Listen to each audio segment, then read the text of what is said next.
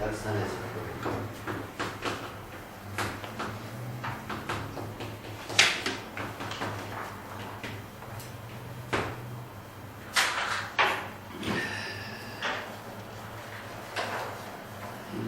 약산 유엄선사는 석두 이천의 제자인데 정말 중국의 조사선의 그 자선의 정의를 제시한 그런 대단한 선성이죠.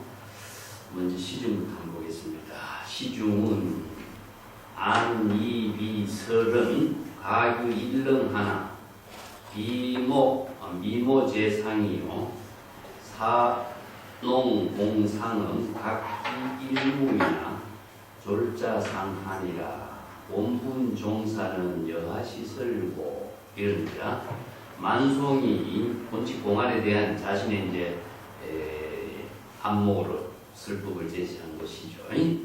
시중이 이건 상당 설법 아니나 마찬가지입니다. 대중의 길에 상당 법당에 올라가고 대중의 길에 시 법문을 제시하다. 그런 때문에 법화경에서 계시오일과 같은 의미죠.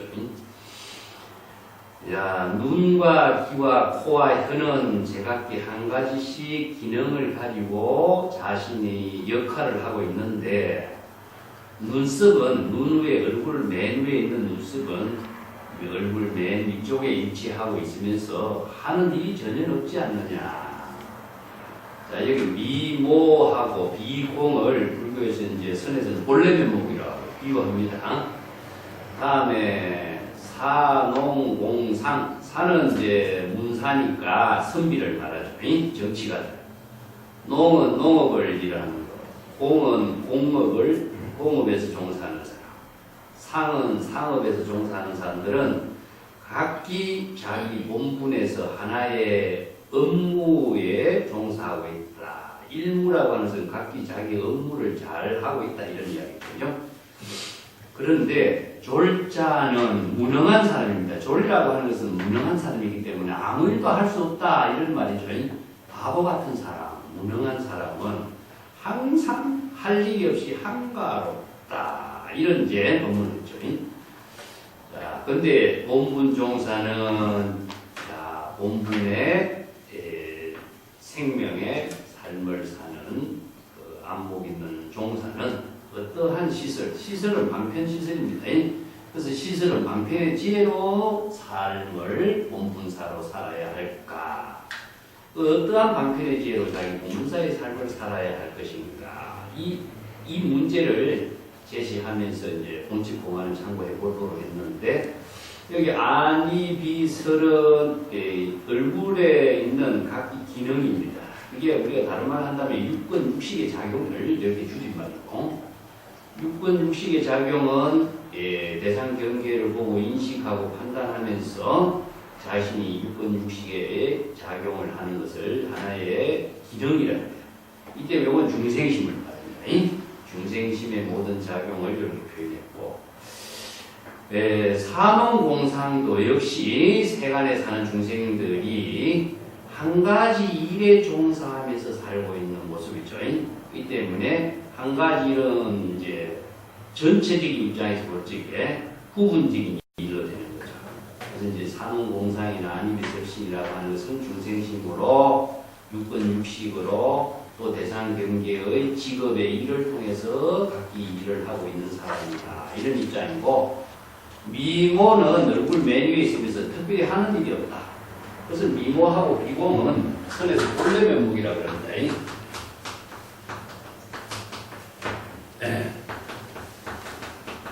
비공을 이제 구멍이라고 하는데, 이거는 본래면목을 이 사람들은 중국 선생들은 상징적으로 그 왜 비공이라고 하냐면은, 비공은 우리 눈에서 가장 가까이 있으면서도 우리 구멍을 볼 수 있는 존재가 아무도 없어요. 그래서 못 보는 거예요. 그래서 우리 마음을 갖고 있지만 마음을 바르게 보는 사람이 인생은 없다. 그래서 대상으로 보면 절대 볼 수 없는 세계를 비공이라고 표현했고, 눈썹은 내가 이제 우리가 종용문 20칙에 나와요. 20칙 지금 이런 이야기가 나오는데 내가 여기다 미리 언급을 해놨죠. 그죠? 중국 선생들이 만들어낸 하나의 우화예요. 자, 한번 읽어볼게. 입이 코에게 말했습니다. 음식은 내가 먹고 말을 하는데 그래 무슨 공이 있어 나보다 높은 곳에 있는 거 하니까 코가 중국의 어학 가운데 중학이 가장 존엄하기 때문에 이 코가 중학으로 표현하는 거죠. 그래서 중국의 어학 가운데 중학은 무엇이냐 숭산을 중학이라고 합니다. 그래서 이제 중학과 같다. 코가 눈에게 말해서 그대는 무슨 공이 있어 나보다 위쪽에 자리 잡고 있느냐. 눈이 하는 말이 나는 태양이나 달과 같은 존재인데 진실을 이치의 모든 사물을 분명하게 비추어 보고 구별할 수 있는 공이 있다.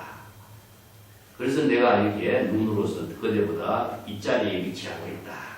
이게 눈이 눈썹에게 말했어요. 그대는 무슨 공이 있어 나보다 높은 곳에 자리 잡고 있는가 하니까 눈썹이 나는 진실로 특별하게 누구를 위해서 하는 일도 없고 또한 공도 없다. 그래서 그대 눈보다는 높은 곳에 자리 잡고 있는 것이 실로 부끄럽지만은 내가 만약에 눈 밑에 자리 잡고 있다면 얼굴 모양에서 어떻게 되겠는가? 자, 눈이 눈썹 위에 있는 얼굴 모습을 상상해 보라. 이렇게 이제 우화 같은 이야기를 만들죠. 그래서 모든 것은 제자리에 있는 겁니다. 제자리에 있는 것을 제법 실상이라고 해요. 그래서 이제 우리 불교에서는 이제 눈은 옆으로, 눈썹은 바른 수직으로, 눈이 바르게 옆으로 있고 코가 수직으로 있다는 것 자체가 제법 실상이에요. 이게 각기 자기 본래 그 자리에서 자기 본분의 역할을 하는 것이 이 제법 실상인 것이지. 자, 이걸 이제 모든 자연의 존재가 자연의 그 본분, 환경, 공간, 시간, 장소를 벗어나면은 자신의 본분의 생명을 잃어버리는 거거든요. 그래서 제법의 실상이라는 것은 시절, 인연과 환경에 맞춰서 생명 활동을 하는 것을 말하고 있습니다. 자, 중국의 선생들은 이거는 입, 코, 눈, 눈썹을 주제로 본분사의 자기 자랑을 주장하는 것은 중생심이고 본래는 뭡니까? 자신의 주장을 내세우지 않고 본분의 역할을 하고 있는 입장을 이렇게 비유하고 있어요. 구문도 역시 마찬가지입니다. 뒷장명은 2페이지명 볼게. 금강경 5가에 보면 야보선자가 이마는 하늘을 향하고 발은 땅을 딛고 눈은 옆으로 코는 수직으로 위치하고 있으니 입을 벌려 밥을 먹고 눈 감고 잠을 자는 것 이게 본래 면목의 살림살이다. 이게 이제 여러 가지 비유가 있는데 본래 면목을 치료공화라고 쓰죠.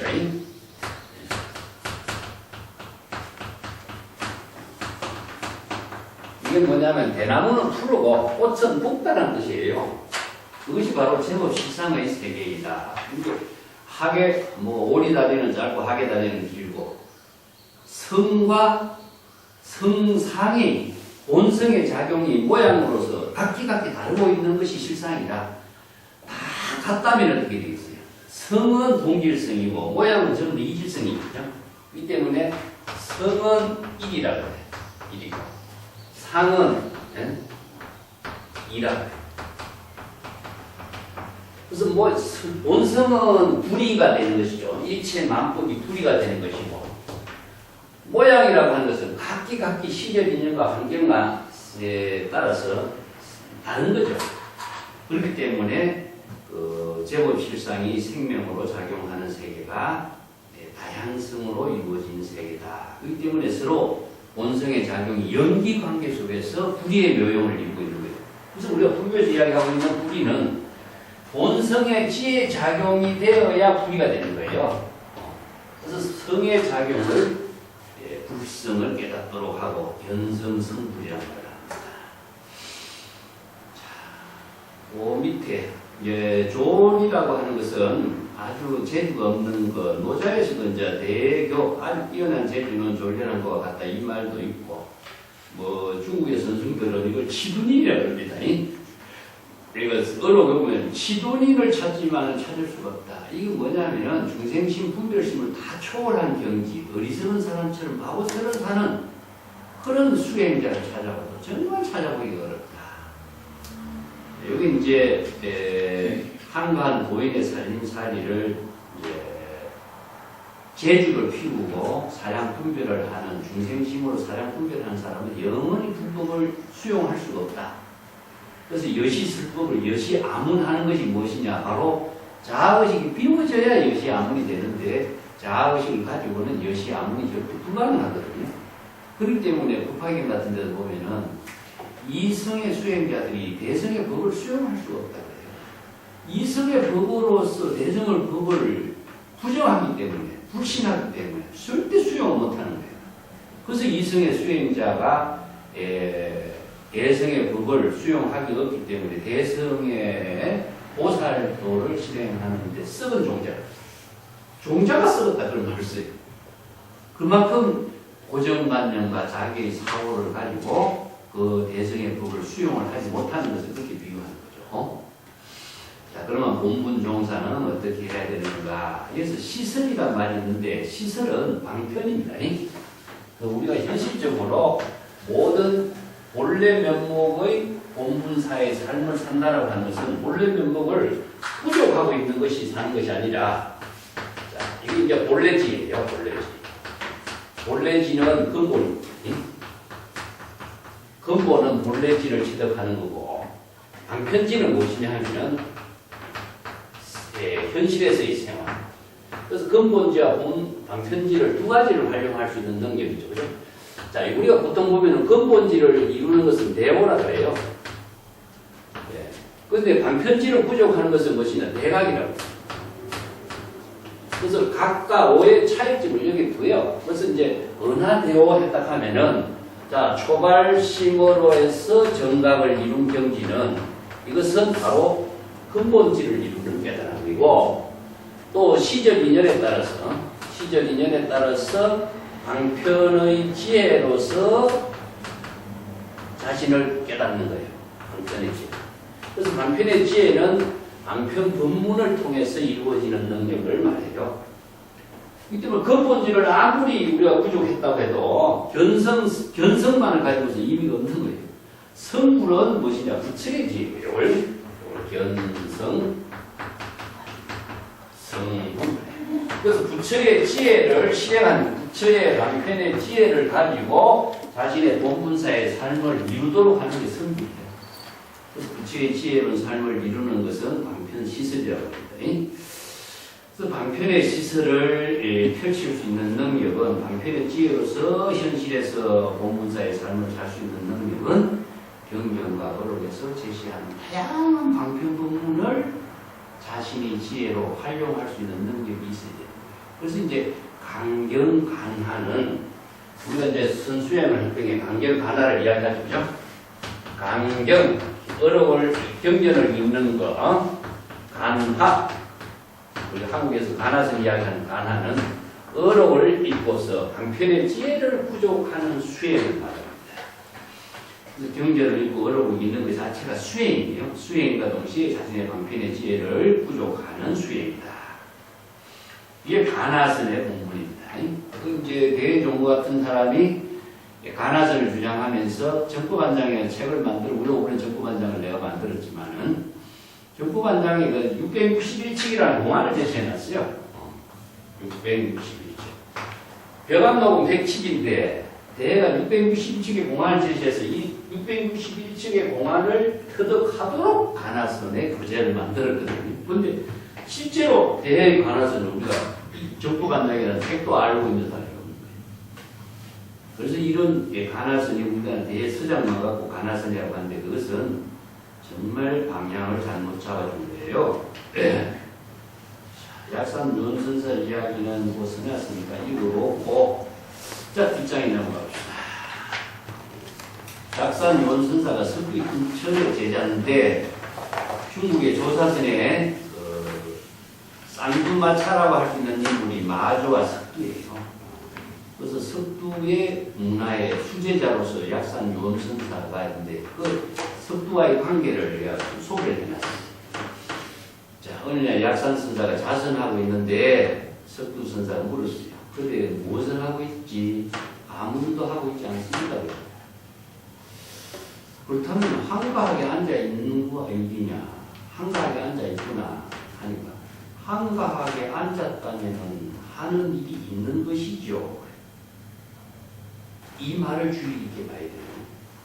그러면 아무 일도 하지 않는다고 했는데 하지 않는 일은 무엇인가 하니까 1000명의 성인도 그 일을 의식의 대상으로 알지 못합니다. 자, 본분사의 일을 이것은 자수용 산매라고 해. 그래서 천성부전이요. 1000명의 성인이 아무리 많은 성인이어도 각기 본분사의 지혜로운 삶을 사는 것을 대상 경계로 알 수가 없어요. 자, 이 말은 무슨 말이냐면요. 경전에 보면은 부처는 불상경이에요. 부처는 후지라. 후지. 부처는 부처의 대상 경계가 없어요. 부처의 지혜가 작용한 데는 시간적인, 공간적인, 이건 장소적이죠. 사람, 모든 대상 경계가 초월됐어. 그렇기 때문에 부처는 대상 경계가 없어. 부처의 지혜로서 다른 사람의 중생의 망심을 볼 수 있느냐? 절대 볼 수 없어. 자, 이게 우리가 잘못 이해하면은 부처가 모든 중생을 구제한다고 그러지, 그죠? 그래서 불교는 존재하는 부처가 아니라 지혜가 작용하는 부처예요. 그래서 경전이 이제 불소호년 이렇게 번역을 하면은 부처님이 잘 보호해준다. 부처님이 잘 보호해준 것이요. 이렇게 번역해요. 그러니까 이걸 잘못 이해하면은 부처가 우리 중생을 보살을 보호해준다고 생각해요. 이게 경전의 오역이 됩니다. 그래서 부처라고 하는 말을 의인화시키면 안 됩니다. 부처는 각이에요. 각 깨달음. 자신이 번뇌망념을 깨달은 부처의 지혜로 자신이 번뇌망념에 타락하지 않도록 스스로 보호해줍니다. 그렇기 때문에 대상 경계가 없는 거예요. 부처는 대상 경계를 초월했기 때문에 대상 경계 천성이라도 내가 지금 자기 본분의 지혜로운 작용을 알 수가 없지요. 자기가 중생심의 모든 작용을 부처의 지혜로만 알지 다른 부처가 아는 것은 아니다. 이런 말인데. 그래서 석두이 천선사가 그 인가하는 개송을 해요. 지금같이 같이 살면서 이름을 알지 못하고 저 이름을 알지 못 대상 경계가 없어요. 이름 명상을 초월했어요. 자유자재 어울려 단지 그렇게 여여하게 있지만 여여하게 자신의 본분사의 삶을 살고 있으니 치마라고 하는 여시란 말을 중국 사람들은 치마라고 합니다. 단지 그렇게 여시를 중국 선생들은 치마라고 해요. 자, 애프터 승연도 그 대상 경계로 알지 못해. 그래서 불식이란 말이 나오겠지. 불식은 동이라는 뜻입니다. 불식은 부지, 불식, 불해 이것은 일체 자아의식과 대상 경계가 없는 경계다. 그래서 달바가 불식 그랬죠. 나는 일체 개공의 경지에서 자기 본분사의 삶을 살 뿐이다. 양무제 당신 같은 사람을 나는 의식의 대상 경계로 두지 않는다. 내 본분사의 삶을 살 뿐이다 하는 말을 불식이에요. 그래서 이런 선의 언어가 이해하기가 힘들거든요. 불식, 부지, 불회 이 세 가지 언어는 아공, 법공의 경지에 본분사의 삶을 살고 있는 경지를 말합니다. 일반 범부 중생이 어찌 밝힐 수가 있겠는가. 자, 요게 이제 석두희 천선사의 인가를 받은 약산선사의 개송입니다. 자, 그 다음에 그 약산과 유명한 대화의 한 사람 이고라고 하는 유명한 재상입니다. 이고라고 하는 인물은 중국에 한유라고 하는 남성 8대가의 최고의 인물이죠. 한유, 유종은, 이고 이런 사람들이 중국에 새로운 신문학 운동에 사상 운동을 일으킨 사람인데 이고라고 하는 사람은 복선서를 씁니다. 이 복선서라고 하는 말은 본성으로 되돌아가는 뜻이에요. 그래서 이제 한유는 5원의 논문을 써요. 원이라는 것은 이제 원인으로 근본 원자 쓰는데 원인, 원명 이런 뜻이죠. 그래서 본래의 인간의 근본의 삶으로 되돌아가는 5가지 논문을 써요.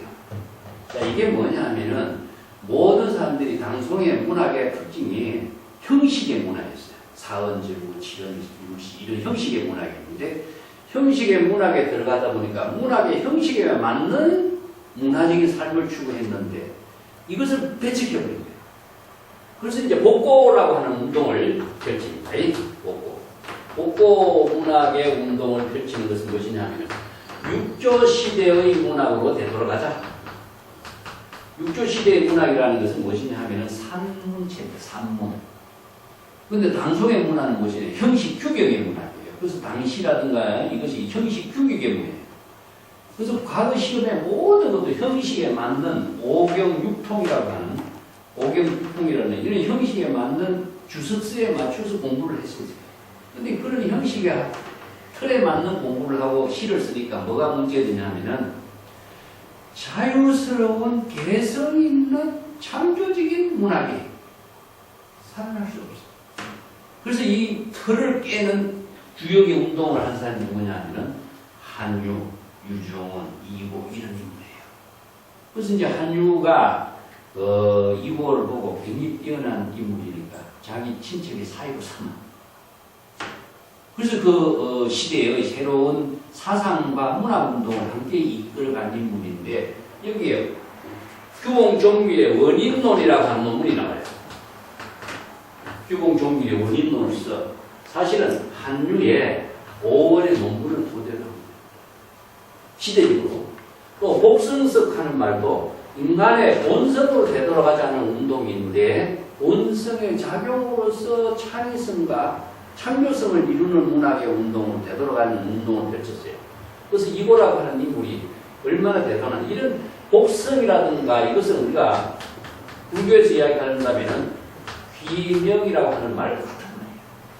같은 말인데 이고라는 인물이 약산연선사를 찾아가는 이야기가 나옵니다. 낭주 태수 이고가 약산연선사 명성을 듣고 그의 법문을 청하여 듣고자 여러분 초청했는데 선사가 산문에서 일체 나서질 않아요. 그래서 태수는 직접 약산선사를 방문했다. 그런데 약산선사는 책상에다가 경전을 잔뜩 올려놓고 경을 읽고 계셨어요. 그래서 태수가 면회 왔습니다. 시자가 말하니까 그 거실로 안내했지만 약사는 태수를 쳐다보지도 않고 경만 읽고 있습니다. 그래서 이제 이고라고 하는 분이 성질이 좀 급하고 화가 나서 직접 얼굴을 보는 것보다 멀리서 소문을 듣는 편이 훨씬 좋았다. 이렇게 잔소리, 이게 자기 입으로 이렇게 말을 실패해버린 거예요. 그 약사는 이고라고 그 이름을 부르니까 이고는 예라고 대답했다. 그 약산 쓴다 하는 말이 그대는 귀를 귀하게 열고 눈은 천대하는가. 그러니까 남의 소문을 듣고 귀는 잘 신용을 하고 직접 사람을 보고 말은 도인인지 그것은 안목이 없는 사람이 아니냐 이런 이야기예요. 이게 뭐냐면 그대는 중생이라는 뜻입니다.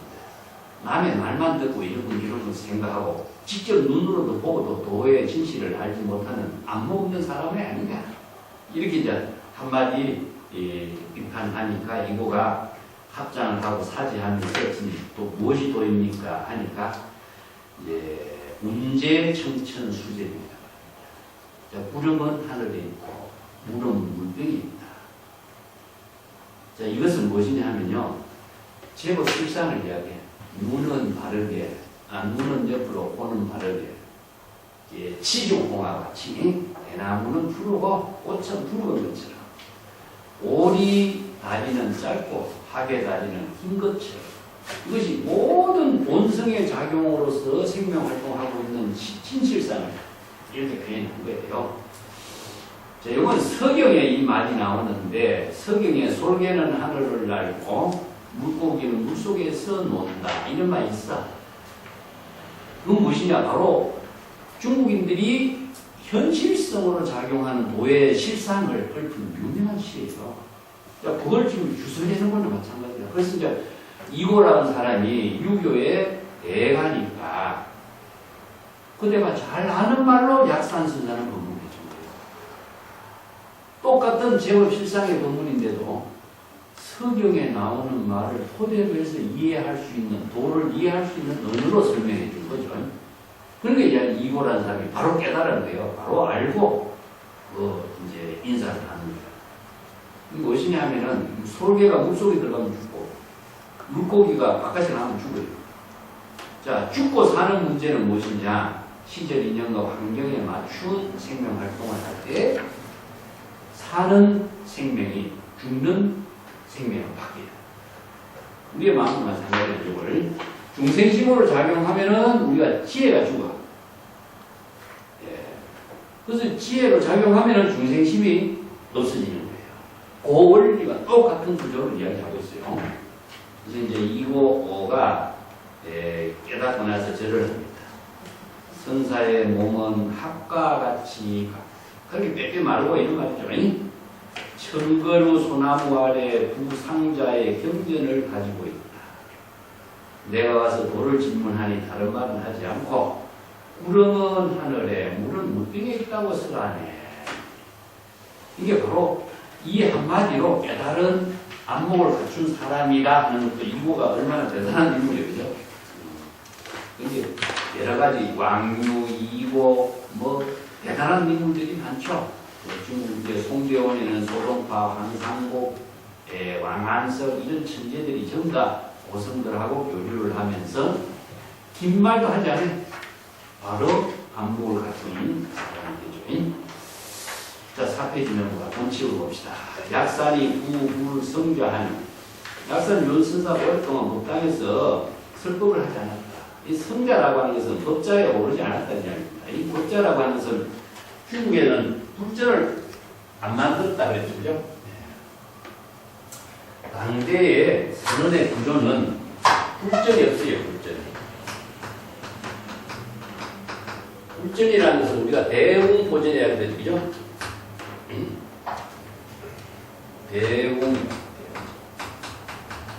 대웅전이란 말을 불전이라고 합니다. 이거 대웅이란 말은 대법화경에 대웅세종이란 말의 의의를 둡니다. 그래서 우리가 법화경, 우리나라 불교의 모든 영상회상은 다 법화경에 의거하고 있어요. 근데 우리나라는 법화경은 안 있잖아요. 이게 얼마나 한국 불교 교육의 문제점인가를 알아요. 법화경에 의거해서 대웅전, 영상회상 모든 것이 다 이루어져 있어요. 그래서 이제 근데 중국 선언에서는 이 불전을 안 해요. 법당만을 세웠습니다. 불전을 세우지 않고 법당만을 세웠다. 법당은 무엇이냐 하면 설법한 데입니다. 설법한 데 뭐가 단순히 앉았냐? 의자 하나만 앉아있어. 의자가 법자예요. 이게 우리가 좌라고 하는 말은요, 단하고 틀립니다. 단이라고 하는 거하고 단은 틀려요. 단은 무엇이냐 하면 숙에 설법할 때 단이라고 해요. 육조단경 같은 데서는 단경이라고 해요. 육조단경은 대성의 보살계를 숙에 하는 법문을 하는 것이고, 좌라고 하는 것은 의자입니다. 그래서 이제 중국의 조상화 선생들 보면은 의자에 앉아 있어요. 그래서 이제 의자에 앉아서 설법을 하면 높은 자리도 아니고 의자에 앉았으면 기러기처럼 대중이 주위에 없어요. 그래서 이제 서서 법문을 듣습니다. 앉아서 법문 듣는 법이 없어요. 서서 듣게 돼 있어요. 예, 그런 형태로 중국의 선 구조가 이루어졌는데 법자에 오르지 않았어요. 그래서 이제 상당설법을 하지 않았다. 그래서 상당설법은 법화경의 시중과 같아요. 그래서 이 선언에서는 청교의 규정이 나오는데 5일에 한 번씩 법회를 합니다. 5일에 한 번씩 하는 법문은 상당설법, 매일 하는 것은 수시설법, 매일 저녁으로 하는 것은 만참설법, 세 가지로 설법이 있어요. 그렇게 하루도 그러지 않고 설법을 하게 돼 있어요. 그래서 일을 하면서도 선문답을 하는 것이 이제 선생이 제자들하고 함께 지도하는 법이었죠. 그런데 상당설법을 하지 않았어요. 그래서 이제 원주가 설법해 주십시오. 간청하는 이야기입니다. 동불여정이요. 자, 여여부동의 경지가 있는 것이 훨씬 더 훌륭한 일인데, 그거 뭐 설법해달라고 잘 움직인 그런 이야기를 합니다. 주가 말하기를 대중이 오랫동안 선사께서 법문을 제시해서 가르침을 내려주시기를 사모하고 기다리고 있습니다. 생각하고 있습니다. 기대하고 있습니다. 화상께서는 대중을 위해서 설법해 주시기 바랍니다. 강국한 대중의 요청을 원주가 대신한 거예요. 그러니까 만송에 변중 울변격이요. 자, 무거운 쪽에 치우치고 가벼운 쪽에 치우치지 않는다 이 말인데 무엇이냐 하면은 무거운 쪽은 최상근기, 가벼운 쪽은 중하근기를 여기 지칭해요. 앞에서 시중에서 이야기한 것처럼 최상근기의 수행자를 위해서 약사는 설법을 했지 중하근기의 수행자를 위해서 설법하지 않았다. 이 말은 법화경에 이성의 수행자에게 설법을 하지 않고 대선 보살에게 설법을 한다는 얘기입니다. 이게 바로 대선법입니다. 법화경을 이제 대성경이라고 하는거, 이 대성경은 이성과 소성은 절대 수용할 수가 없다 그런 뜻이거든요. 대성의 경은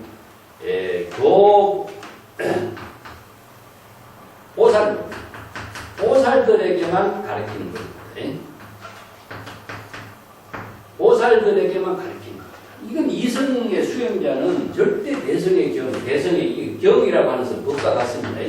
이 대성, 일성, 묘법의 법을 수용할 수 없어요. 그렇기 때문에 이성의 보살들은 이 불법을 수용하지 못하기 때문에 보살들에게 가르치는 법을 대성법이라고 합니다. 그리고 불소원은 부처의 지혜로서 깨달아서 자기 자신을 번뇌망념에 타락하지 않도록 하는 경이다. 그래서 불소혼념이죠. 이게 경이다. 불소혼념이란 말은요, 법화경뿐만 아니라 건강경, 아미타경, 개성경전에서 모두 불소혼념, 부처의 지혜로서 자기 자신을 번뇌망념에 타락하지 않도록 자각하고 발심해서 잘 보호하는 거죠. 불소혼념을 다른 말로 불태지는 거예요. 그래서 이제 10지 이상의 보살은 법신의 지혜를 부족했기 때문에 불태전의 경지를 이루었다. 불소혼념이라는 말이 있어요. 네. 그리고 이 대성의 법은 무량의 지혜가 작용하는 뜻이다. 그래서 무량이에요. 이라고 하는 것은요, 다른 말로 한다면 공불공입니다. 예. 진공묘유의 지혜가 작용하는 뜻을 부족하고 있다. 그렇기 때문에 대성의 법을 보살이 깨달아서 원력을 세워서 일성의 묘법을 이룰 때 부처의 지혜를 이루어요. 이게 이성의 수행자는 절대 이 법을 수용할 수 없다. 그래서 대성법을 쓰라는 특별한 의미를 쓰라는 것이 바로 법화경입니다. 근데 중국 불교뿐만 아니라 대성불교의 모든 근간이요, 법화경을 중심으로 이루어져 있어요. 우리가 법당의 모든 시설, 영상, 해상도라든가 아니면 태화라든가 모든 게 법화경을 중심으로 이루어져 있어요. 화엄경은 무엇이냐? 부처의 깨달음의 세계를 있으라는 거고. 그렇기 때문에 모든 사바세계에 정법을 제시하고 정법의 인연을 설하는 모든 법문은 법화사상입니다. 그래서 금강경에도 최성자를 위한 법문이다. 최상승자를 위한 법문이다. 이 나오죠, 그죠? 이 법이 바로 약산의 설법은 바로 안목 없는 사람들이 수용하기가 어려운 법문이다 하는 것을 미리 코멘트해요. 그 약산의 법문이 어떤 것인가 뒷장 넘어가 봅시다. 그래서 약산이 원수자가 종을 치고 대중들을 모이 법당에 운집하도록 원주에게 지시를 내렸어요. 그러니까 그 코멘트가 재미나는 게 머리를 서로 맞대고 법문을 듣지만은 어찌 유유자적한 깨달음의 경지를 이룰 수가 있겠는가 이렇게 해요. 이 말은 이제 한산습득이 한산사에 모인 대중들을 비판하는 말이에요. 원래 이 말은 그 밑에 조정사원이 있는 말이나 신태산 한산사에 국청사에서 스님들이 포살을 한대요. 포살은 자자와 포살이라고 해서 이제 항상 의식하는 거죠, 그죠? 법당에 모여가지고 의식을 하는데 자자 포살하는 의식을 하는 것을 보고 한산이 뭐라 그러냐? 머리를 서로 맞대고 있는 수행자의 모습이지만 어찌 유유자적한 깨달음의 경지를 체득할 수 있겠는가. 이게 스님들이 한산이 뭐 비성비속이니까 때리고 질타하니까 섭덕을 데리고 박수 치면서 안타깝다 해서 웃으면서 나가는 이야기가 한산시에 나와요. 자, 한산은 성소를 초월해 살았어. 그런데 성녀들이 전부 다 성복을 입고 법식을 여법하게 갖추고 하는 모습은 보지만은 형식 속에 살고 있지만은 진정한 깨달음을 이루는 사람이 안 보이는 거야. 그래서 이런 비판을 하는 거거든. 근데 지금 만송도 약산 문화의 수행자들은 전부 다 이런 수행자들만 모였다. 이렇게 비판하는 거예요. 조금 밑에 약산 선사가 성자 설법 하니 양구라 법자에 올라가지고 설법은 하지 않고 침묵을 지키고 있어요. 그리고 나서 조금 있다가 곧 변하자 곧 법자에서 내려왔어. 그리고 비방장하다. 방장 자기의 본분에 세계를 내돌아간다.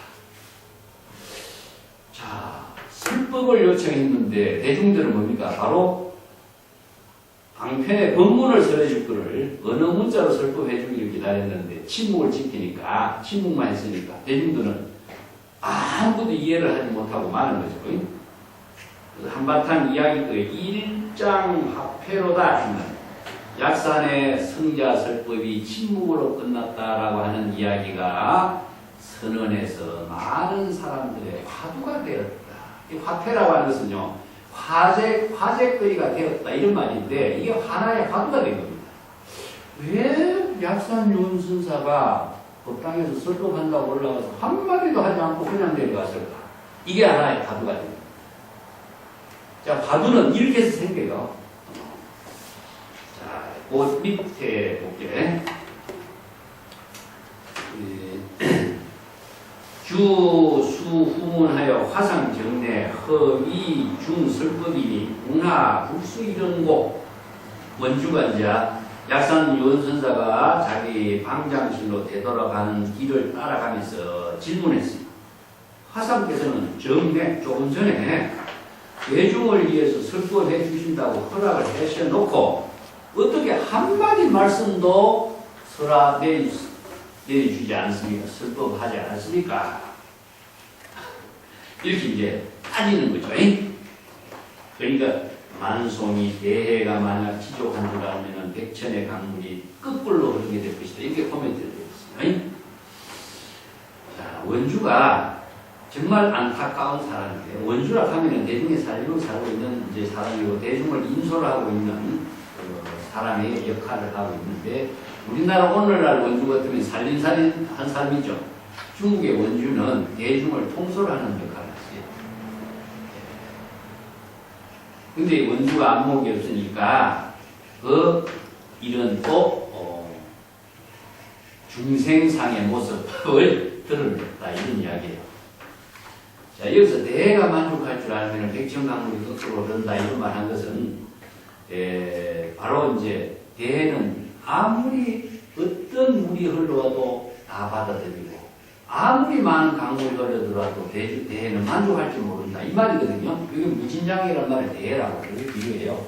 높은 것은 산으로 넓고 깊은 것은 바다로 비유하는데 이것은 지혜가 무궁무진한 지혜를 부족했기 때문에 무진장한 지혜를 아무리 다 써도 다 쓸 수가 없는 것이다. 이런 비유법으로 진짜 대해를 비유하는데 여기서는 다르겠습니다.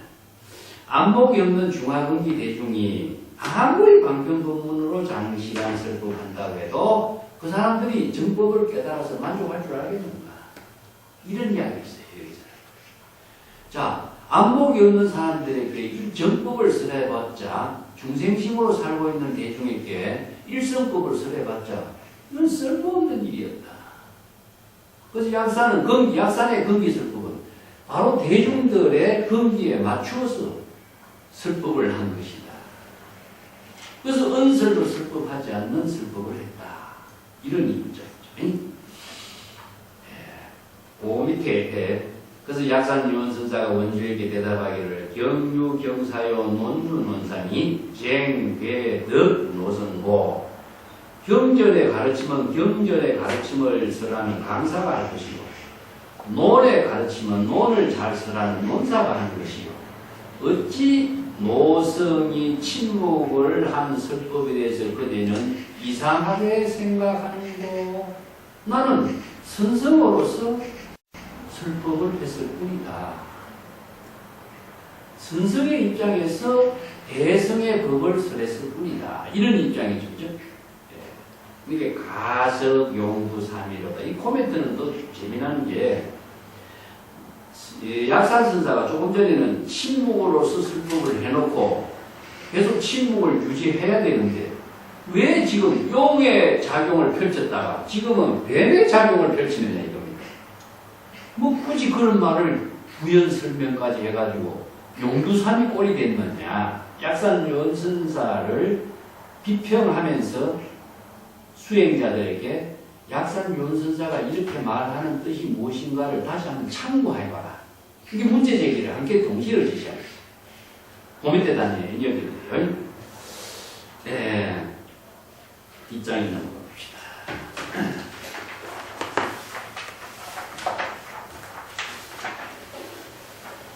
7페이지에 내가 조금 설명을 해놨어요.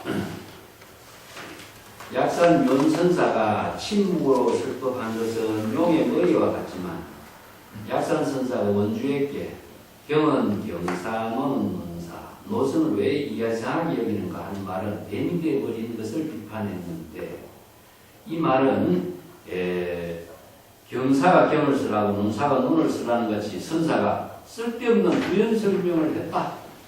그래서 용두삼위가 되었다. 이렇게 평한 거예요. 그런데 입장은 무엇이냐 하면은 분리문자로 쓰라는 입장은 유마경에서 무언 무설 무시라 그래. 그게 무언 무설 무시의 입장을 문수가 유마에게 요청을 하니까, 자, 설하지도 말고 언어로 말하지 말고 무엇으로서 대상 경계로도 제시하지 말고 우리 법을 어떻게 설합니까? 질문하니까 유마는 어떻게 합니까? 유마는 침묵을 했거든요. 그래서 문수의 질문에 유마는 침묵을 한 거거든. 근데 약사는 대성의 법은 무언 무설 무시이기 때문에 침묵을 했다. 자, 그래서 선성이 설법할 수 있는 대성의 법을 설했을 뿐이다. 이거예요. 그런데 원주의 질문에 왜 부연 설명을 했는가? 여러분, 설법이 아니야, 이거는. 설법이 아니고 원주가 방장실로 따라오면서 이런 질문을 하니까 이런 말을 대답해 주는데, 이것은 약산의 노파심입니다. 노파심. 이것을 약산의 선풍이라고 합니다. 상당 설법으로서는 대성법을 설했지만 대중을 아끼는 입장에서는 자비심으로서 이 말을 하지 않을 수가 없다. 그런 입장입니다. 여기에 대한 평창을 주고 원문은 승리하고 중요한 부분만을 번역한 것을 읽으면서 할게요. 만송선사가 본칙 공안을 다음같이 해설을 했다. 배고픈 사람이 밥을 먹기 쉽고 목마른 사람이 물 마시기 쉽고, 그럼으로써 삼각 세분이라고 해서 번역했는데, 요건 이제 화엄경의 고사가 여기에 뒷받침되어 있어요. 삼가의 대중이, 여기 해탈, 월, 보살이 대중의 간청, 열의 간청, 이 삼가가 간청, 설법의 주기를 간청했기 때문에 5가지로 설법을 간청해서 건강자 보살이 법당에 올라 설법한 이야기가 화엄경에 나옵니다. 화엄경 시술품에 나와요. 이것을 이제 너무나 줄여가지고 여기서 설명해서 이걸 내 밑에다가 조금 그 원문을 대략 소개해놨습니다. 야차의 반개의 개성의 법문을 듣고 설산동자는 온 몸으로 공양을 했으니 야차가 법자에 올라 서렸다. 이것이 어찌 불법을 쓰라는 일을 아낀 것이라고 할 수 있겠는가. 자, 이게 야차가 설산동자에게 개성을 설한 것은 열반경의 고사죠. 유명한 제무상시 생멸법, 이 개성만 한 거예요. 생멸멸이 정멸멸아, 이 두 개성을 설하지 않았기 때문에 그 법문을 듣고 싶어서 자기 몸을 던져서 불석신명으로 법을 청한 이야기가 나와요. 이게 이제 설법을 청하는 것은 이법망구다, 이런 내용도 써놨습니다. 이건 막 다른 말로 이제 이게 경전에서는 불석신명이라고 그러죠. 신명을 이걸 아끼지 말고 이렇게 번역하면 안 됩니다. 의식하지 말고 이렇게 돼요. 자의식으로서 자신의 몸과 목숨을 의식한 사람은 불법을 수용을 하지 못해요. 그리고 이 법은 무엇이냐? 바로 대선법이고 진여법인데 부처의 지혜가 작용하는 불법을 깨달아 체득하고자 하는 사람은 자신의 몸과 마음을 의식해서는 안 돼. 그래서 이 법만구나. 이런 진여 본심으로 여시아문해야 정법을 수용하지 자기 생각, 자기 몸, 대상, 경계를 두고 있는 사람은 절대 불법을 수용할 수가 없다. 이제 이런 간청의 법을 이법망고 불섭신명이라고 합니다. 자, 근데 지금까지 대중이 설법에 배고파하고 목말라 했지만은 약사는 침묵으로 설법하는 것은 설법하는 일을 아끼려고 한 것은 아니었다. 약산이 대중들의 근기를 잘 파악하고 있기 때문에 대중들이 최상 근기의 수행자로서 이법망고의 수행자가 없는 거예요. 이게요, 내가 중국의 어록을 읽어보면요, 1500대중, 500대중이 모인 대중 가운데서 정법을 수행하는 사람이 지극히 없습니다. 전부 다 뭐냐? 아류의 선생이다. 아류의 선생. 아류라고 하는 것은 떠돌이에요. 떠돌이. 그냥 같이 떠돌아 다니는 거예요. 여기저기. 이런 수행자가 너무나 많았어요. 그렇기 때문에 정법의 수행자를 불법을 깨닫고자 자신의 몸과 목숨까지 의식하지 않는 이런 수행자가 정말 없는데 그 운문의 문화의 천재들이 그렇게 보였다지만은 법문을 제시해도 대답한 사람이 없어. 그래서 약산이 법문을 설하지 않으려고 아끼려고 설하지 않는 것이 아니라 대중들에게 뭡니까? 일단 굶기는 거예요. 배고픔을 느낄 때까지 굶기는 거예요. 그래야만이 갈증이 난 사람에게 물을 줘야 그 물의 목마름을 바르게 이해하는 거예요. 그런 입장에서 약산이 지금 장기간 설법을 하지 않은 거예요. 그걸 지금 이야기하고 있는 겁니다. 설법을 아낀 것이 아니었다. 진정 설법을 목말라 한 사람에게 정법을 설하고자 이런 방편으로 설한 인연이다. 그 이야기가 바로 이제 이법망고 불석신명의 그 간청을 한 화엄경의 고사, 열반경의 고사를 뒷받침을 해서 약산의 입장을 제시하는 겁니다. 이해하도록 제시하는 거죠. 자, 고사를 상당 본문은 3가 5청이라는 것은 80권 화엄경의 10지품에 나와요. 그런 이야기는 내가 밑에 조금 설명을 해놨으니까 넘어갑시다. 섭산동자가 개송을 요청한 이야기는 너무나 잘 알죠. 그것도 내가 8페이지에다 써놨어요. 재행무상시 생멸법, 생멸멸이 정멸이랍니다. 이게 뭐냐면 열반경의 개송이 열반경에도 나와요. 이게 무상하기 때문에 생로병사가 무상하기 때문에 이것은 중생이 생멸법으로 이루어진 세계다. 이건 생멸법을 벗어난 세계가 뭐죠? 바로 정멸이라는 세계다. 정멸이 소멸된, 생멸이 소멸된 경지가 정멸이라의 세계다. 이게 바로 열반 요심의 법을 깨달아 체득하는 법이거든요.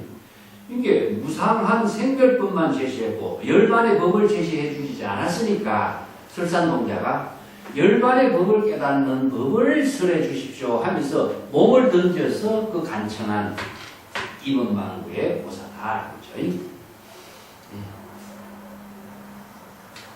생멸멸이 정멸멸이 대학이라는 이 개송이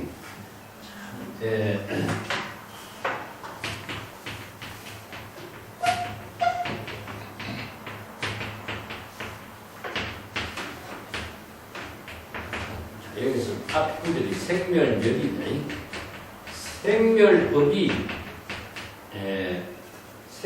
중생의 생멸법이 완전히 없어지면은 이렇게죠. 바로 이제 요건 이제 기시론에서 망심이 소멸하면은 법신이 현현한다 이런 말입니다.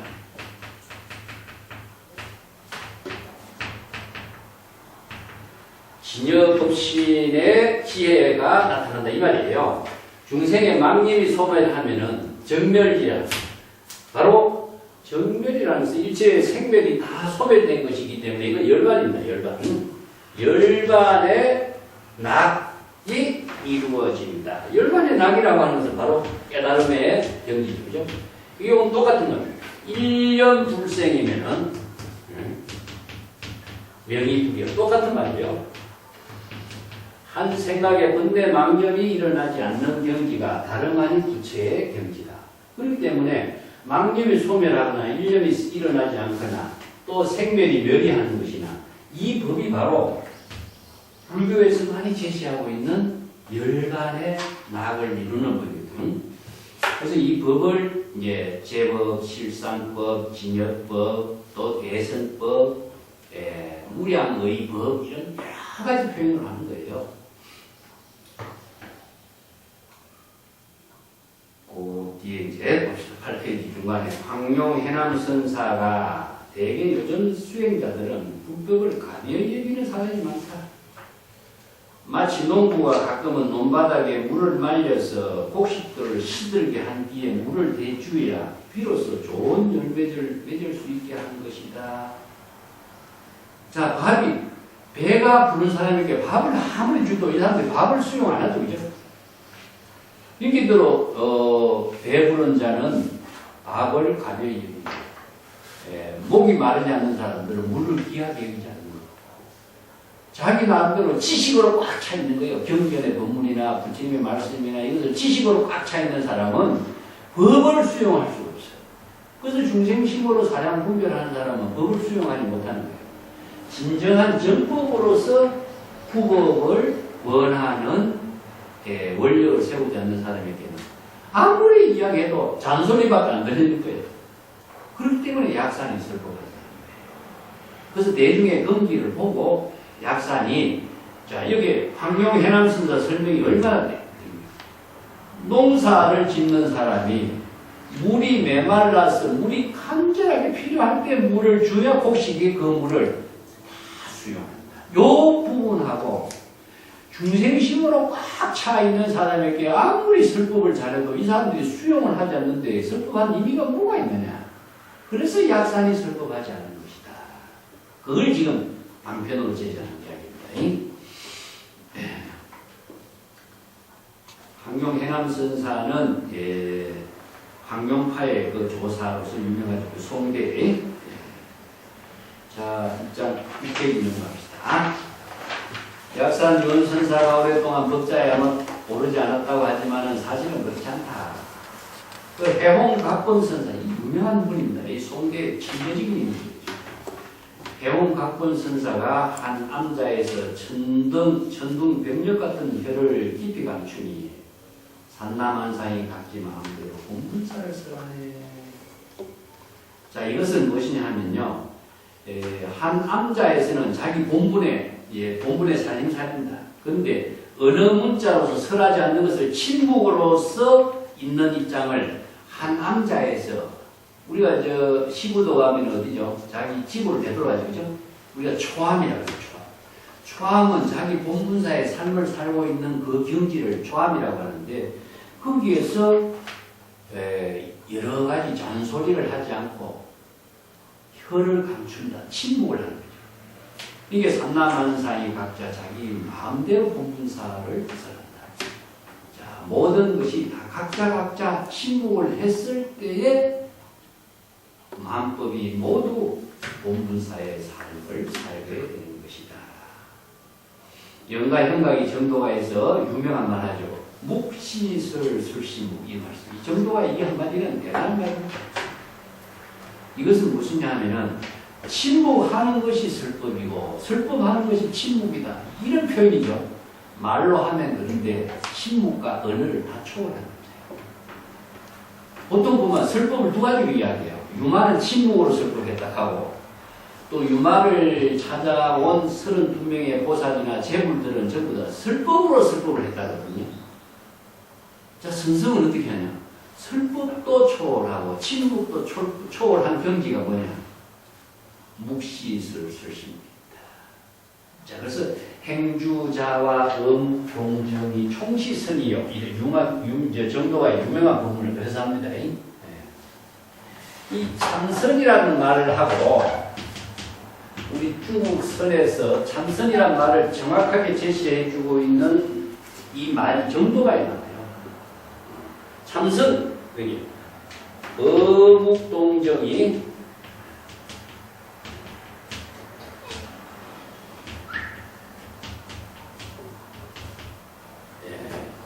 행주자와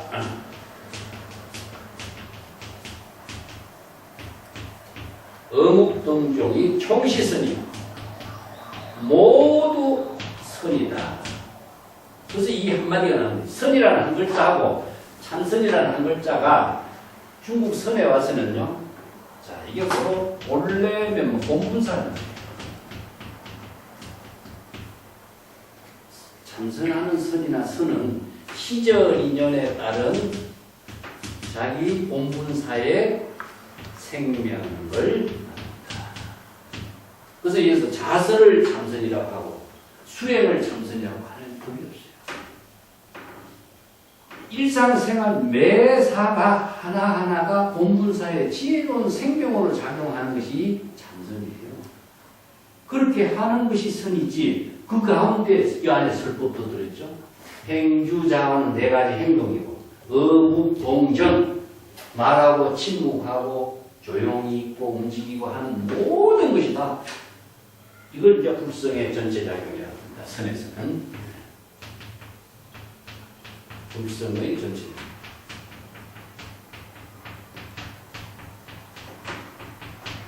그래서 체와 용이 분리로 작용.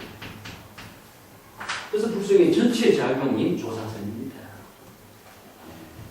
그래서 뭐 언어를 대상으로 두고 있으면은 분별에 떨어지는 것이고, 또 사물과 대중이나 대상 경계를 초월해서 본분사로서 설법하는 것이고, 본분사의 생명 활동으로도 여시설법이라고 해요.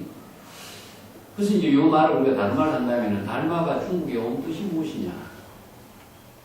중생은 구제하기 위해서 왔느냐? 해가에게 법을 전해주기 위해서 왔느냐? 인도의 불법을 중국에 전해주기 위해서 왔느냐?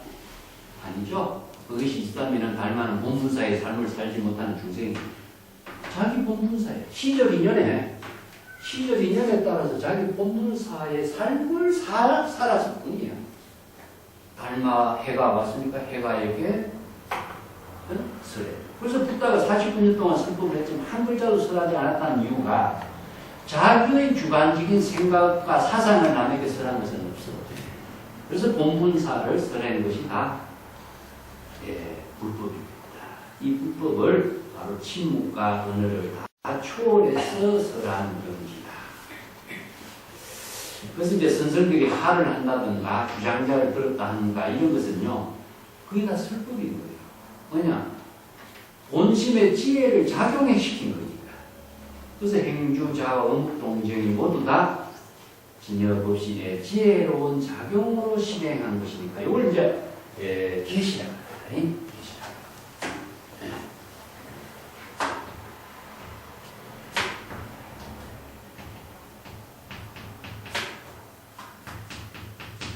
이 법화경의 저걸 뭐냐면 로지 배부란 말씀이죠. 로지 배부.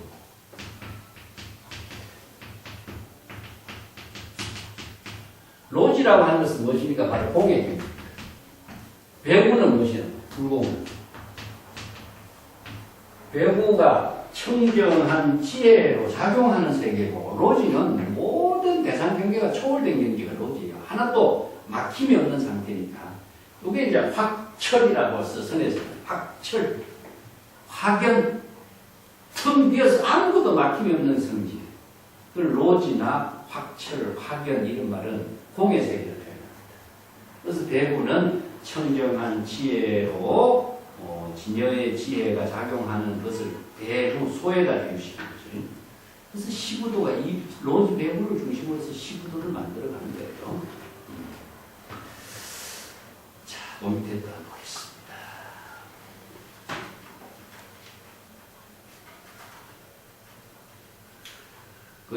생각이 정도가에서 침묵할 때 설법하고 설법할 때 침묵한다고 했고 그것은 침묵과 설법을 초월하는 겁니다. 크게 설법하여 베푸는 문이 활짝 열려 옹색함이 없다. 자, 모든 것을 다 열어버리기 때문에 대상을 두지 않기 때문에 그것이 바로 아끼고 옹색한 그런 모습이라고 할 수 있겠느냐. 약산의 본분사의 모든 삶으로 설법을 했는데 약산이 설법하는 것을 아끼려고 했겠느냐 이거죠. 그런데 원주는 매사 그르치게 약산 선사에게 말씀을 했어요. 대중들이 오랫동안 선사의 설법을 기다리고 있습니다. 화상께서 대중에게 법을 설해 주십시오 했죠. 이게 세속에서 이미 애지라고 하죠. 이미 도덕적인 입장으로서 A 범절에 맞추어서 볼 때나 또 주객의 설법자와 설법을 듣는 사람의 입장에서 스승과 제자의 입장에서 본문상에서 볼 적에는 그것이 또 지극히 올바른 일, 분수받은 일이라고는 할 수 없을 것이다. 당연한 일이라고 할 수 있다. 그러나 이 말이죠. 그래서 이제 세속적인 인이 도의라 대상, 주객, 스승과 제자의 입장에서 보는 문제로서는 당연한 일이다. 그래서 약산이 종을 치고 대중들을 모이게 하고 또 침묵으로 우레같이 호령을 내리는 것만 보아라. 그런데 여기서 이제 왜 우레같이 호령이라 침묵을 이렇게 했냐면은 침묵은 내성과 같다 이런 말씀이요. 침묵이 내성이다 이런 말씀. 그럼 왜 침묵이 내성이라고 그럴까요? 자, 우리가 나오는 목소리는 대상을 두고 하는 소리가 근데 침묵은 법계와 하나로 울리는 소리예요. 이 법음이라고 해요. 법음. 그래서 법음이기 때문에 침묵을 우레와 같다 이런 말씀입니다. 재미난 표현들이 역설적인 표현을 이렇게 많이 하죠.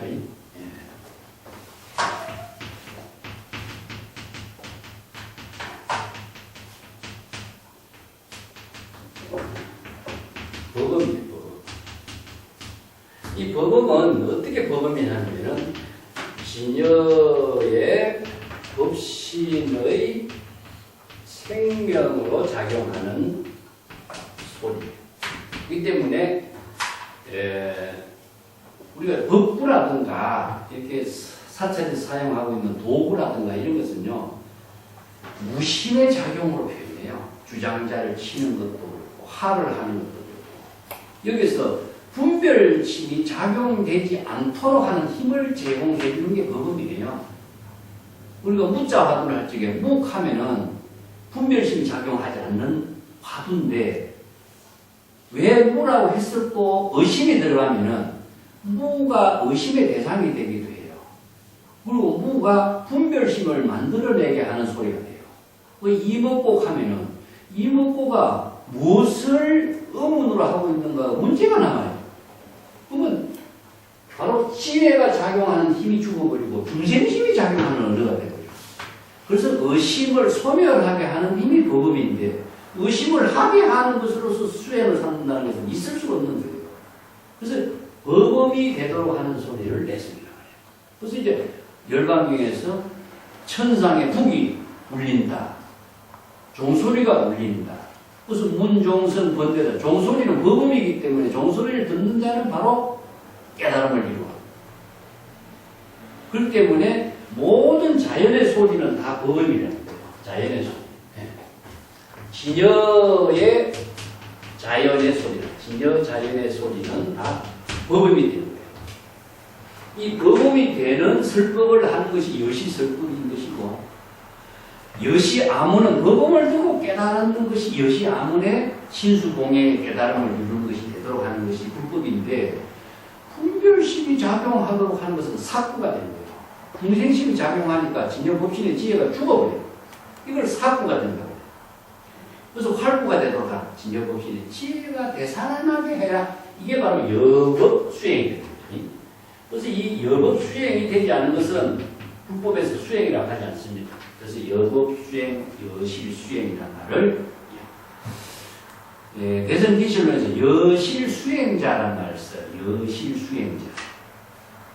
그래서 여법 수행, 여실 수행자가 삼보가 들어갑니다. 이 때문에 우리가 삼보라고 이야기하고 있는 대성에서 삼보라고 하는 것은 보살성을 이야기합니다. 이성의 수행자를 삼보라고 하네요. 이성의 수행자는 여법 수행, 여실 수행이 이루어지지 않아요. 그렇기 때문에 보살성에게만 삼보가 적용돼요.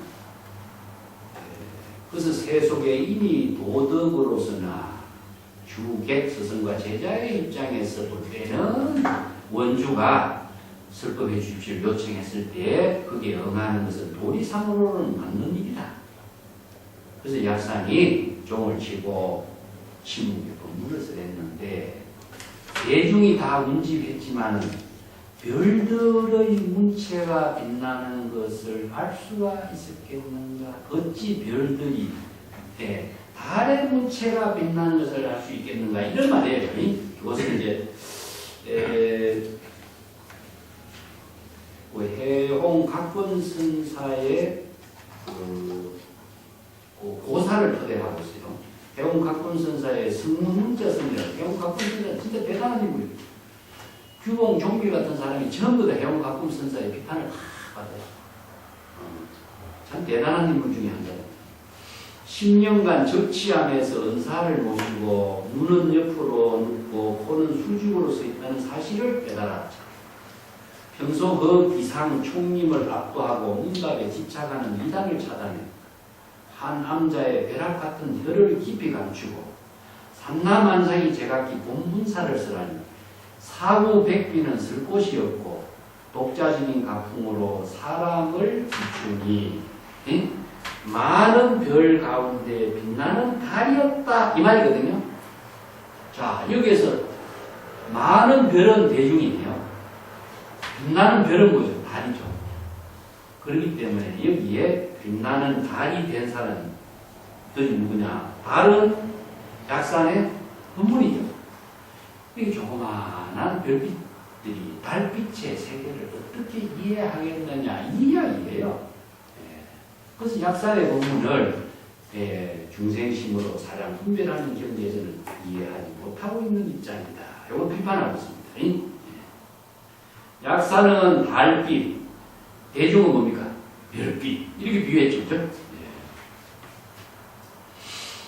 영가, 현가의 이야기는 너무나 잘 아는 이야기니까 생략하고 오케이.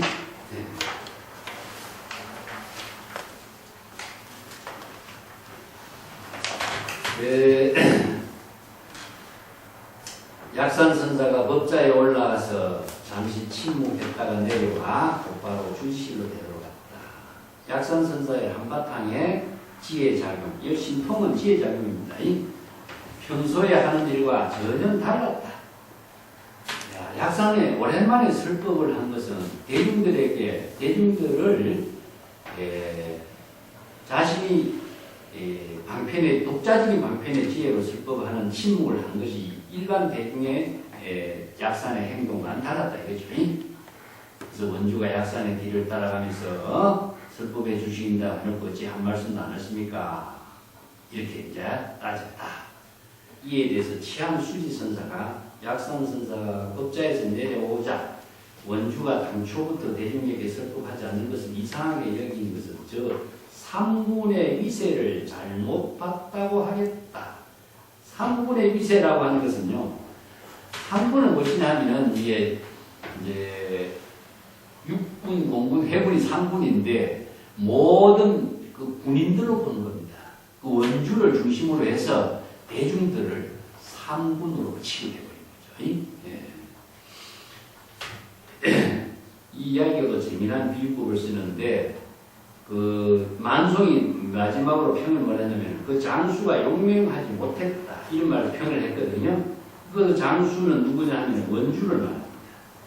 그래서 진정한 상군을 이끌고 가는 원수가 장수잖아요. 이게 장수인 원주가 안목이 없어 놓으니까 도대체 상군을 이끌고 가는 방향도 잘못하고 있다. 그것은 이제 여기서 원주의 그 지혜가 없는 모습을 용맹이 없는 장군으로 비유시키는 거예요. 이장면 11쪽에 봅시다.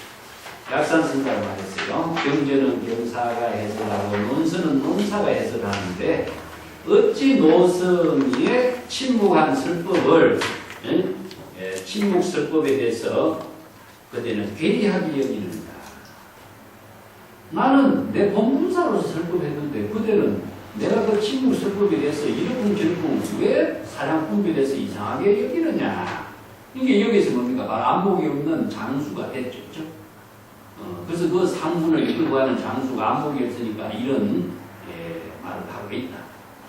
낭야 해각선사가 말하기를 약산이 국자에서 내려온 것에 대해서 의심한 것까지는 무방하나 원주의 끈질긴 요청에 약산선사는 한쪽 눈까지 잃어버렸는데 이 말이 참 재미나는데 찰착이란 말은요 이게 부딪히다 이런 뜻입니다.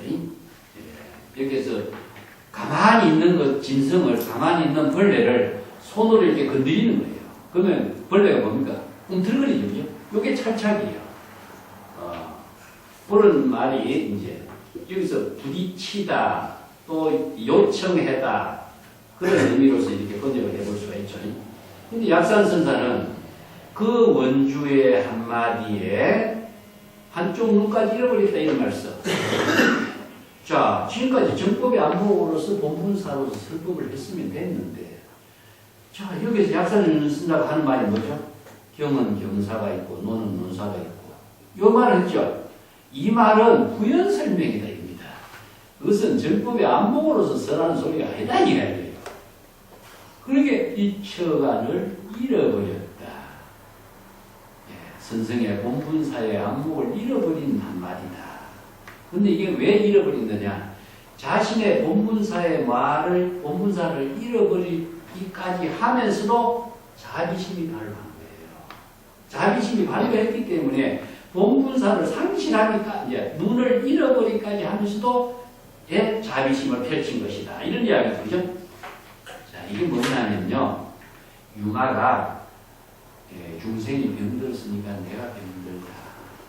중생의 병을 내가 간과할 수 없기 때문에 나도 병들어서 그 병을 같이 알아가면서 중생의 병을 치유하고자 하는 보살을 하는 거예요.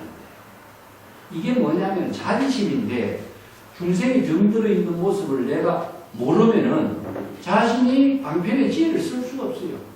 그래서 자신이 그 병이 들어야 방편의 지혜를 쓰는 거예요. 그래서 이제 부처의 지혜는 중생에게 쓰는 약이에요. 자기 혼자 평안을 누리기 위해서 쓰는 지혜는 없어요. 그렇기 때문에 이걸 방편 지혜는 약이라고 합니다. 그래서 고심이란 말을 써. 고심이란 각이란 말을 쓰는데 각이란 말은 장자에 나오는 말이거든요. 이걸 반말한다면 고심입니다.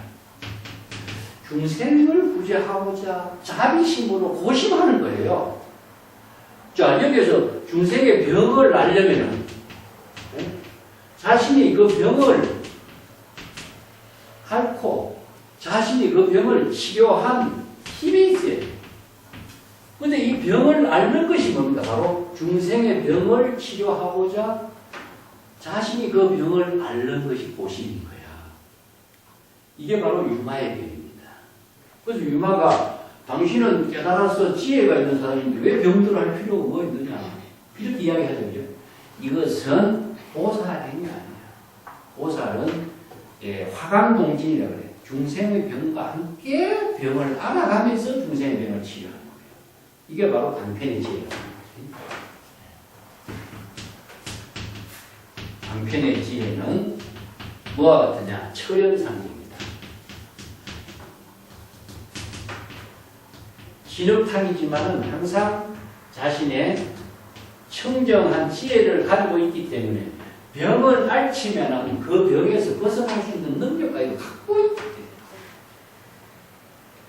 그게 병을 모르면 그 병을 치료할 수 있지만 자신이 병을 앓지만은 자신이 병을 치료할 수 있는 능력이 있기 때문에 그 병에 빠져서 중생의 생사윤회의 고통에 타락하지 않는 힘을 갖고 있는 거예요. 이것을 동사섭이라고 그래요. 보살펴야지. 동사섭. 네, 동사섭이 이제 화강동진이라고 하는데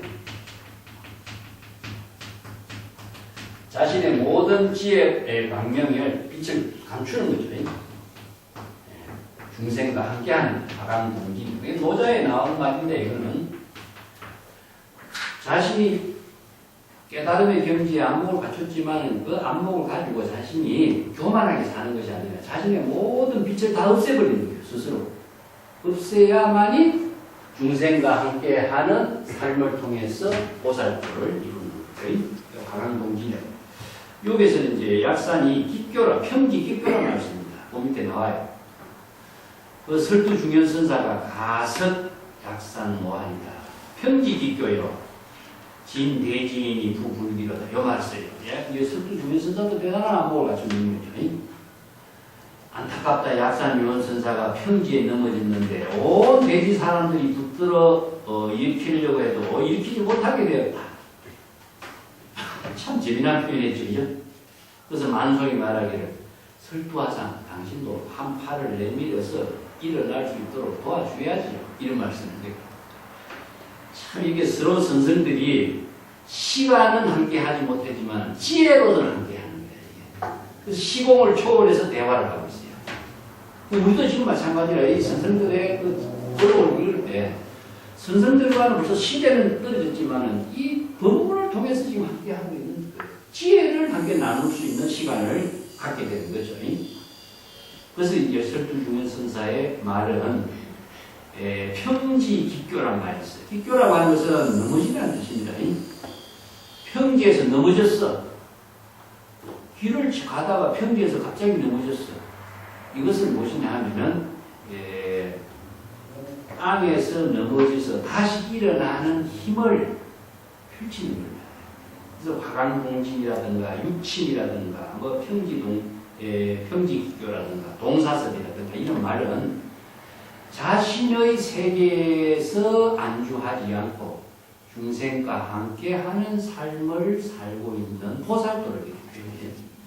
이 평지기교라든가 육친이라든가 이런 말은요, 사실은 중국의 노장자에서 이런 언어를 써요.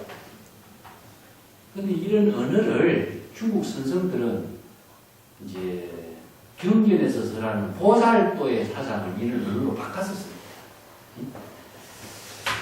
자, 입장에는 맞게 무여선사가 개성으로 이 공안을 읊었습니다. 무여선사에 대해서는 잘 알 수가 없는데 일단 개성으로 한번 봅시다. 방장실에서 나오기 전에 이미 넘어졌는데 초연히 방장실로 되돌아갈 때 도리어 당당해졌네.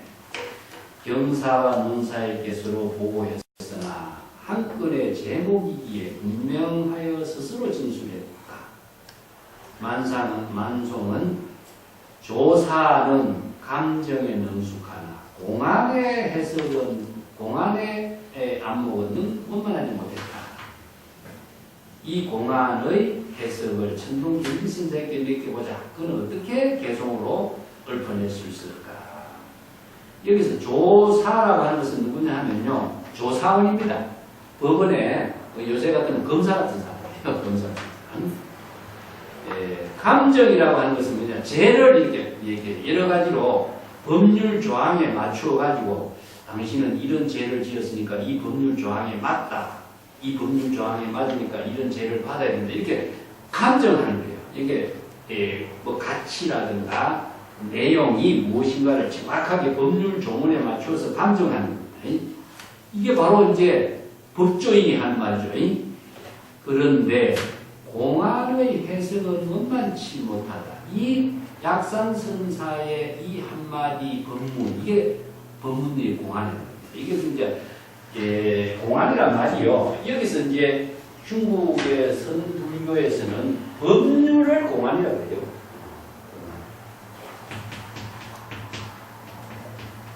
공안이라는 것은 관공서의 문서라는 뜻입니다. 관공서의 관청의 문서의 문서. 관청의 문서는 전부 다 법조로 법문의 조항으로 이루어졌어요. 이 때문에 어떤 죄를 지으면 어떤 죄를 받아야 된다는 것이 정확하게 나와 있잖아요. 그죠? 이게 법의 처리로 이루어지고 있는 것을 불교의 공안에서는 불법을 깨닫는 불법의 지혜를 이루게 하는 법문을 공안이라고 했어요. 자, 이게 공안의 구체적인 것이 무엇이냐면은 바로 선성들의 설법이고 선성들의 선문답으로 했던 화두예요, 화두. 그래서 이 화두를 어떻게 참고해야 되느냐? 관공서의 문서의 법조항에 맞추어서 이 법문을 참고하는 것이 바로 여법수행이죠. 여법수행. 그리고 여실수행이에요. 그래서 여법과 여실이라는 것은 진여 법실의 지혜로 참고해라 이런 말이에요. 이게 바로 여법수행인데 진여 법실의 지혜가 되려면은 여기에서 사양분비를 들어가요. 요걸 이제 팔구를 참고한다. 자, 중생심으로 사양분별하고 의심을 하면 어떻게 되느냐면은 이 법문을 삭구로 참고한다. 삭구로 참고하면은 이 법문이 중생의 분별심으로 작용하지 번뇌 망념으로만 작용하지 지혜로 작용하는 힘이 이루어지지 않아요. 그래서 여법수행을 중선에서는 활구참고를 말씀합니다. 삭구참고, 학구참고. 그래서 이 말이 나와요. 여기서 법불의 조문에 맞추어서 이 법을 치조하는 것은 정확하게 중생심의 입장에서는 법조문에 맞춰서 이것은 맞다 안 맞다 이것은 알 수 있어. 이것은 무엇이냐? 바로 지혜로 작용하는 힘은 없어. 그렇기 때문에 공안이 원만하지 못하다 하는 말은 공안의 지혜를 이 선문답의 지혜를 자신이 법신의 지혜로 이루는 힘은 없다 이겁니다. 맞추어서 분별해서 이것이 옳으니 그러니 하는 것은 따지는 것은 맞을 수가 있어. 그렇지만은 그것은 지혜로 작용하는 건 아니다. 그래서 여기에 맞추는 것은 무엇이냐? 지식이고 공안은 지혜로 이루어집니다. 그런 말이 유여선사에 대해서는 잘 알 수가 없는데 그 만송의 시대 송대니까 송대에 또 이 공안에 대해서 읊은 그 선성의 개송이 좋아서 이렇게 인용했겠죠. 근데 우리가 선불교의 문헌이 무궁무진하게 많았는데 기록으로서 전래되어가지고 남은 것만은 우리가 지금 전등록이나 아니면은 대장경에 실려 있어요. 그것이 유실되고 없어진 것이 어마어마하게 많은 거예요. 우리가 지금 학교 도서관에서 보는데 100년 전의 책을 지금 보는 사람이 없잖아요. 그 도서관에서 요즘 폐기시켜요. 왜냐하면 잠수만 차지하고 있고요. 그래서 영국이라든가 다른 그 대형 도서관 같은 데도 옛날에 몇백 년 전의 책은 무엇이냐, 이게 만지면 이게 문제가 되는 거예요. 그런 것은 자동으로 폐기되는 거예요. 그래서 이제 그 방법을 어떻게 하냐면은 중요한 자료는 옛날에 마이크로필름으로 만들었어요.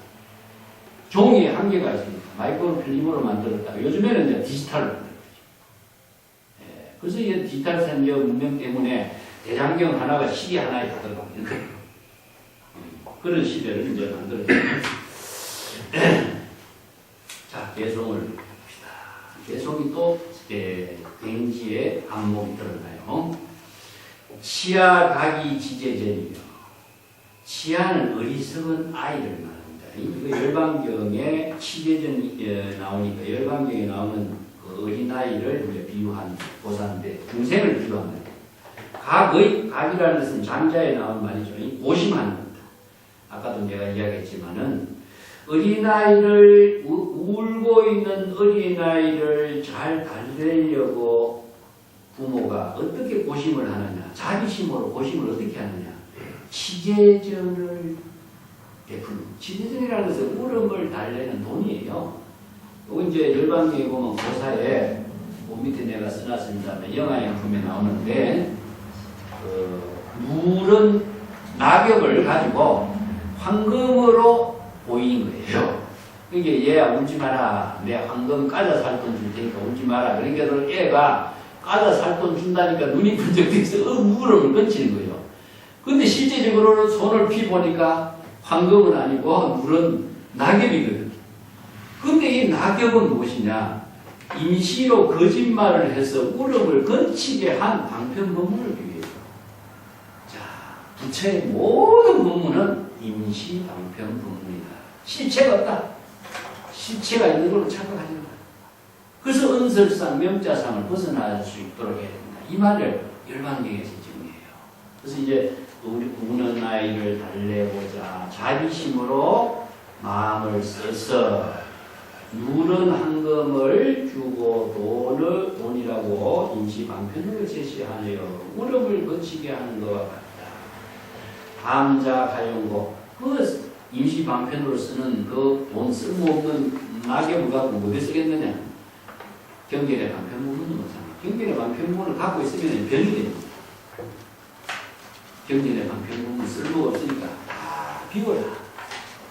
근데 어느 문자를 가지고 그것이 대단한 것이냐 다들 짊어지고 그 병을 갖고 사는 것이 바로 어리석은 중생입니다. 자, 약선 요원선사가 침묵으로 설법한 것은 어느 문자로 설법한 것이 무슨 소용이 있다고 그것을 그렇게 요구하느냐? 바로 정법의 안목을 부족하는 분들이 못하고 있는 것을 비판했습니다. 양사 추풍 같은 명만은 채찍 그림자에 달리니 양사는 네 마리 끄는 수레죠. 아주 그 명마가 끄는 수레. 그래서 양사를 명마라고 합니다.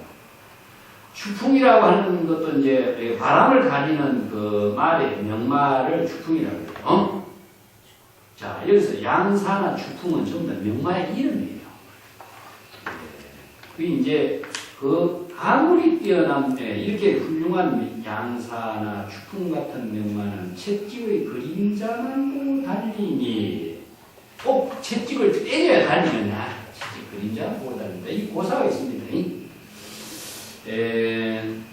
양사는 네 마리 끄는 수레니까 이건 네 마리 끄는 수레는 제 논에 나오죠. 논에 나오는 고사고 추풍은 진시황이 끄는 수레. 이제 7마리 말 중에 한 마리 논명마. 근데 편영경이라고 하는 자방경에 이 고사가 나와요.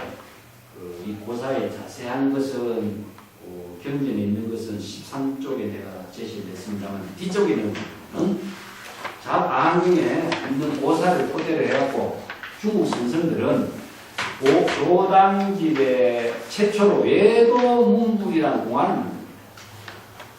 어떤 외도가 찾아와서 무언으로도 묻지 않겠습니다. 자, 유언은 설법하는 거고 무언은 침묵하는 거예요. 설법하는 것으로도 대답해 주기를 바라지 않고 침묵으로 대답해 주기도 바라지 않습니다. 이런 말이에요. 그러니까 세조는 침묵을 지켰다.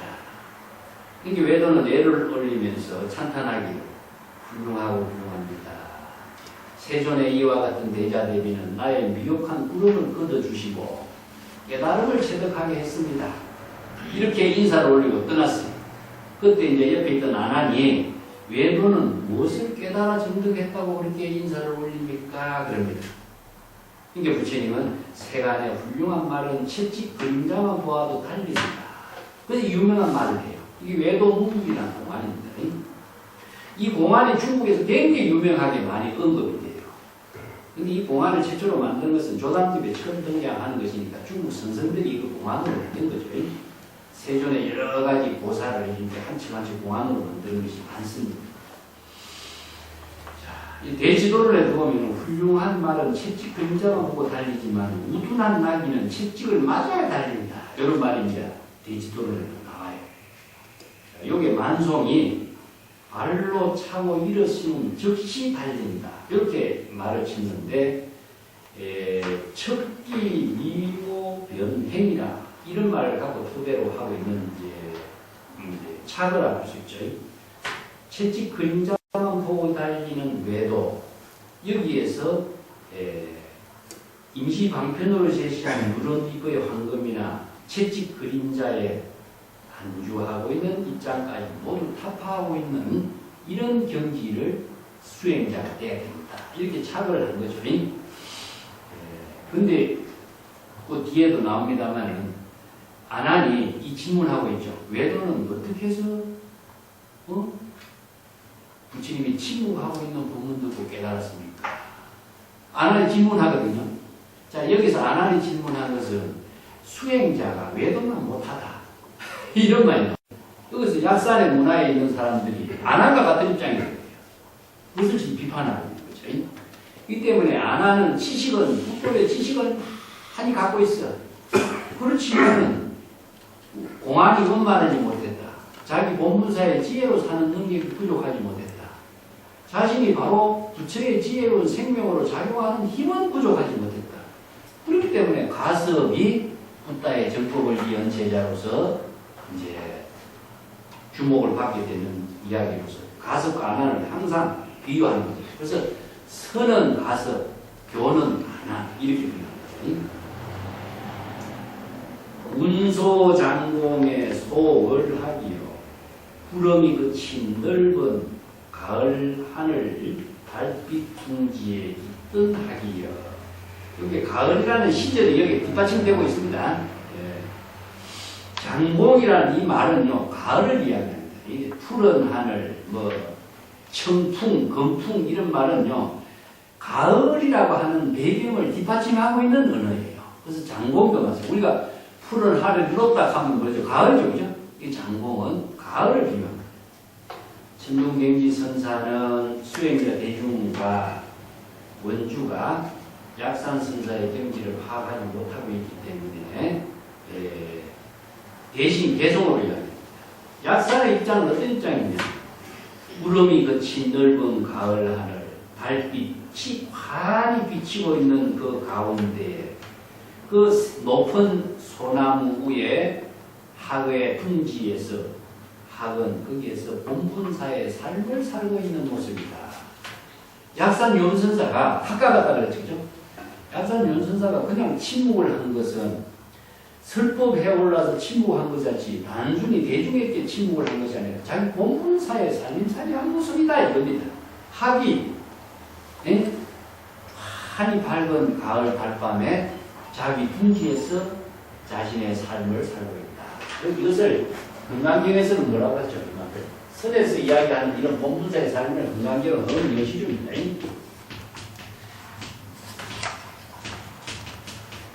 주라고 하는 말은요, 본분사의 지혜로운 삶을 살고 있다. 이건 살고 있다. 이것을 머무르고 있다든가 이렇게 표현하면 안 됩니다. 머무르는 것은 집착하고 있는 거예요. 그래서 이제 무주하면은 집착하지 말란 말이래요. 무주하면. 무주무상은 집착하지 말라는 건 공의 표현이고 여기서 여시라고 하는 말이 뒷받침되기 때문에 반드시 진여 없이 내 지혜로운 보살도의 삶을 본분사로 살 수 있어야 된다. 이런 말이에요. 그래서 주는 지혜로운 삶을 살고 있는 그 세계를 주라고. 여기서 달이 달밤에 학이 높은 소나무 분지에서 편안하게 자기 본분사의 삶을 살고 있는 모습이다. 그래서 설법이다 아니면은 대상을 두고 설법을 한다든가 침묵을 한다든가 하는 것이 아니라 본분사의 삶으로 침묵의 설법을 진행했을 뿐이다.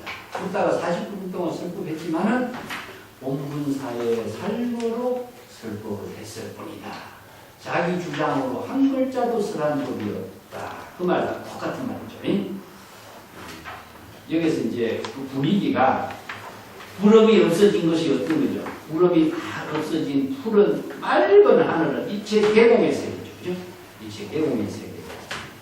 학이 높은 소나무 그 꼭대기의 학의 집에서 자신의 집의 본분사의 삶을 여법하고 여실하게 시제전의 삶을 살고 있는 모습이다. 약산이 대중들을 위해서 내가 오늘 너희들에게 침묵을 설하겠다. 내가 오늘에게는 말로 설법하겠다. 이런 의식을 갖지 않았다는 거예요. 본분사의 살림살이로만 했을 뿐이다. 자, 그 15쪽에 넘어가 봅시다.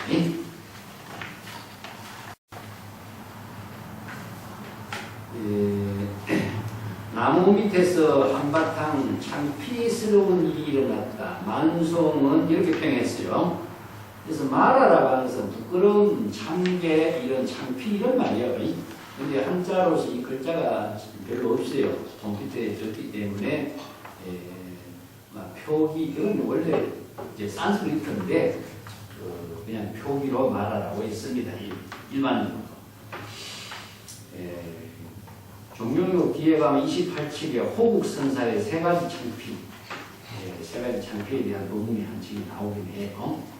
그래서 약산이 높은 소나무 위에 학이 집에서 자신의 본분사의 삶을 살고 있는 것과 같이 살고 있는 모습은 지상의 세간사를 모두 초월한 입장이지만 둥지에 있는 것은 보살의 중생지지의 세간의 모든 고통을 망각하고 있는 일이 아닌가. 자, 그 문제점을 함께 볼 수가 있어야 됩니다. 이런 말이죠. 그죠? 근데 사실 본분사의 살림살이가 바로 전부 다 삼구보리 하와증생이 이루어져요. 여시주 그 자체가 본분사이기 때문에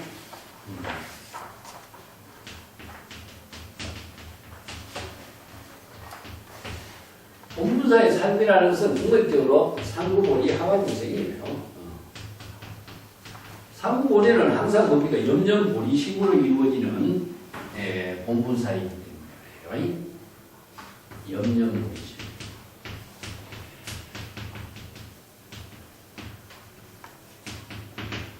그리고 하와중생은 무엇이냐? 바로 저절로 이것은 발심수행이거든요. 발심수행을 통해서 자기 본분사를, 이게 불호념이라고 해요. 불호념. 부처의 지혜로 항상 자기 본분사의 삶을 사는 그 경지이기 때문에 그것이 발심수행이 바로 상구보리고 되고 동시에 하와중생, 그래서 스스로 저절로가 이루어지는 거예요. 한청 입골 불성민이요. 싸늘한 가을, 늦은 가을이라고 해요. 분위기가 내서 나타나죠.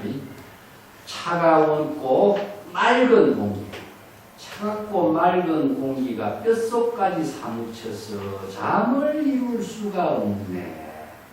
이 한마디가 바로 중생의 그 자비심으로서 살고 있는 약산의 그 가풍을 이야기해요. 자기 혼자 편안하게 살고 있는 것이 아니라 잠을 이룰 수 없는 학의 모습이다.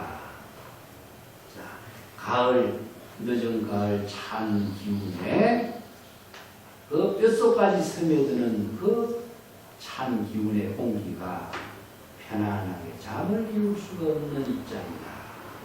이것이 이제 약산윤선사가 대중들이 바로 병들을 하니까 자신이 그 병을 치료하고자 하는 자비심이 서려 있는 그 모습입니다. 자, 그런 입장으로서 이제 진동갱지선사가 약산의 설법을 배송을 드렸습니다.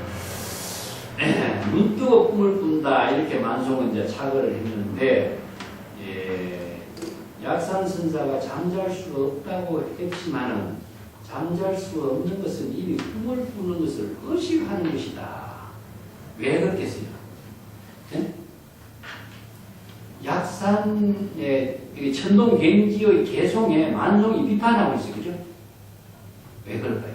이걸 읽을 줄 알아요. 이게 차구가요.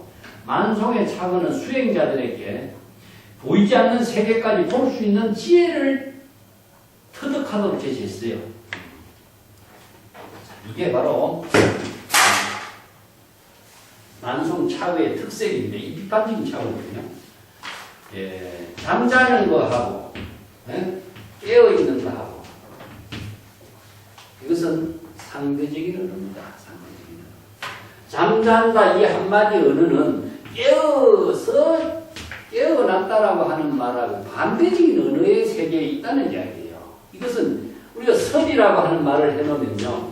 선이라는 말은 우리가 훌륭하게 일하지. 이것은 악이라고 하는 언어를 항상 배경으로 두고 있는 언어예요. 그렇기 때문에 선을 추구하지 말라 하는 말은 뭐냐. 악과의 상대적인 차별상에 떨어지지 말라는 소리야. 이게 바로 선악을 모두 한꺼번에 초월하지 않으면 안 돼요. 그렇기 때문에 깨어있는 것하고 잠자는 것을 모두 함께 초월해야만이 본분사가 되지. 잠자는 것, 이것은 깨어있는 차별상에 떨어진 거예요. 잠잘 수가 없다. 이런 말에 대한 안목을 제대로 통찰하라, 이게 차도예요. 보통 우리가 중생의 의심하고 신신하고 이것도 마찬가지예요. 모든 언어가 이렇게 상대적인 차별상으로 이루어진 사고는 중생의 분별심이 작용하게 돼 있어요. 그래서 분별심이 작용하게 하는 언어를 가지고 정법의 지혜를 이룰 수가 있는 거예요. 그래서 우리가 한국에서도 오매일이라는 말을 쓰거든요. 네? 오매일. 오매일이라는 것은 잠자는 것과 깨어나는 것이 하나가 된 경우, 불의의 경지가 들어간 소리입니다. 잠자는 것과 깨어있는 것까지도 초월하는 뜻이에요. 그게 오매일인데, 오매일으로 참선을 해라 하니까 이건 말도 되지 않는 소리를 하는 거예요. 말이 안 되는 거예요, 이거는. 꿈속에서 화두를 듣는 게 말이 안 되는 소리야, 이거는. 그렇기 때문에 그런 언어들은 정말로 자기 생각대로 하는 언어들이에요. 자, 편창을 보겠습니다. 소개 편창은 16페이지. 만송선사가 진동경기선사의 개송을 다음같이 해석했습니다. 자, 열반경에 어린아이가 울 때 어머니가 누른 단풍잎을 들고 말하기를 너에게 이 황금을 주겠다. 그러면 어린아이는 즉시 울음을 그친다고 했다. 천동의 개송은 문주가 오랫동안 가르침을 기다렸다라고 하고 어찌하여 한 말씀도 내리지 않으십니까? 라고 한 말을 개송으로 푼 것이다. 자, 어린아이가 우니까 그게 방편으로서 고심해서 어린아이를 달래고자 설법을 한 것이 약산의 설법인데 이것은 마치 무엇이냐? 방편 법문으로서 설했지만은 약산의 선성으로서의 방편에 기에 있다. 그래서 앞에 시중에 나왔죠. 본분정사는 어떠한 방편 시설로서 제시했을까? 어떻게 대중에게 방편 시설을 제시해야 할 것인가? 우리 시중에 법문이에요. 그래서 어떤 외도가 부처님께 와서 질문했어요. 유언으로도 묻지 않고 무언으로도 묻지 않겠습니다. 그래서 세존이 침묵을 지켰습니다. 이때 외도가 얼른 절을 하고 세존께서 대자 대비하셔서 저의 미혹한 구름을 제거해 주시고 저로 하여금 불도를 깨달아 체득하게 하셨습니다. 하고 인사를 하고 떠났어요. 그래서 안하니 부처님께 외도가 어떤 도리를 깨달았기에 불도를 깨달았다고 합니까? 하니까 세상의 좋은 말은 채찍 그림자만 보아도 달리는 것과 같다. 자, 그렇다면 약산과 세존이 동일하게 채찍을 들었으니 원주와 대중은 당연히 찬탄의 말을 아끼지 말았어야 할 것인데 원주는 도리어 한 말씀도 하시지 않음을 이상하게 여겼다. 자, 원주는 안목이 없었기 때문에 바로 그 약산의 법문을 자신이 깨닫지 못했기 때문에 중생심으로 왜 따지고 있는 거죠? 그죠? 그러니까 여기에 뭐라고 표현했냐? 가히 동토의 수행납자. 동토의 수행납자는 원주입니다. 서천의 외도만도 못하다고 할 수 있다. 자, 이 법문을 한마디 하고 싶어서 이 고사를 지금 끌어당깁니다. 자, 외도가 부처님께 질문한 공원은 중국 선에서 많이 씁니다. 천동경지선사가 이렇게 개송을 넓고 만송이 이렇게 설명한 것은 모두가 우는 아이의 울음을 달래기 위한 단풍잎을 돈으로 제시한 지제전과 같다. 이것은 지제전이나 지제엽이나 같은 뜻입니다. 돈이나 나무 잎사귀, 나무 잎사귀를 황엽이라고 해요. 지제황엽이나 지제전에 물은 잎사귀나 그런 말. 다만 사람들이 미혹의 깊은 꿈에서 깨어나지 못하고 있을 뿐이다. 얕은 잠을 자는 사람이죠.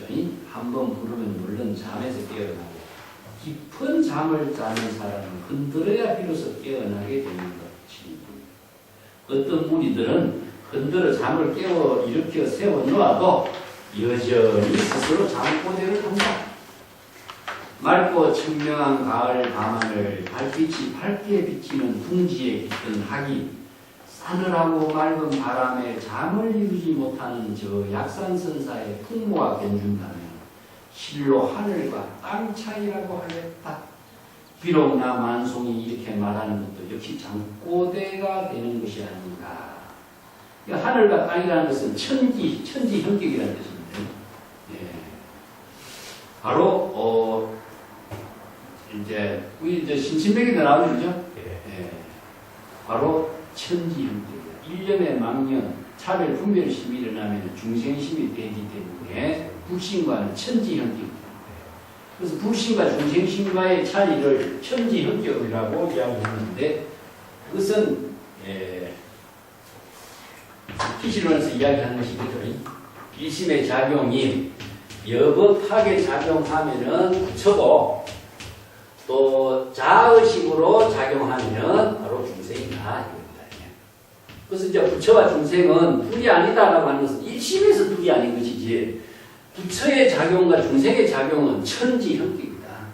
하나는 하나는 땅에서 살고 있는 것이고 이걸 부처의 지혜와 중생의 업의 세계가 천지 형격이고 부처와 중생의 근본은 같다. 그래서 이제 이렇게 표현했는 이걸 이제 탄소로 비교한다면은 탄소는 근본은 똑같은데 자 정사면체로서의 조합을 잘 맞추면은 다이아몬드가 되죠.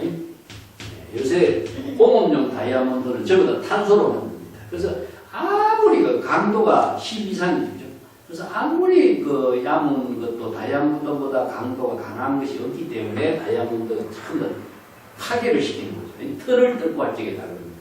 다이아몬드가 되지만 그대로 두면 어떻게 되냐? 바로 흑연, 석탄이 된다. 그래서 석탄과 흑연은 곧바로 타서 쓸모가 없는 것이 되지만 다이아몬드는 불변, 타지 않고 깨지지 않고 불변의 그 작용을 할 수 있는 힘이다. 그래서 신조의 건강 반야를 다이아몬드에다가 비유하는 겁니다.